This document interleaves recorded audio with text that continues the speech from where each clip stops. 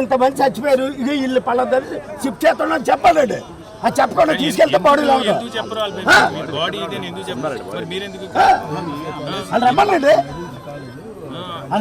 Road పడిపోతున్నారు, కాపలా పోలీసులు కాస్తే బాడీలు దగ్గర గుర్తుపట్టలేకపోతున్నారు. ఎంత ఘోరంగా ఉన్నాయంటే ఆ రూముల దగ్గర మీరు అక్కడ కాపలా కాయండి పోలీసు, ఆ బాడీలు కాపలా ఉండదు. అందుకే వచ్చిన ఆవేదన చెందడానికి తోటి ఎంప్లాయీస్ చనిపోయారని బాధపడటానికి వచ్చిన వాళ్ళ మీద, వాళ్ళ ఆవేదన వ్యక్తం పరిచే వాళ్ళ మీద కాదు మనం చూపించాల్సింది. ఆ బాడీలు చూడండి. కనీసం వాళ్ళు వచ్చి ఏడుస్తుంటే అమ్మాయి పక్కన పెట్టేస్తారు. లేడీ కానిస్టేబుల్ చనిపోయిన బాడీ ఏడుస్తున్న వాళ్ళు కూడా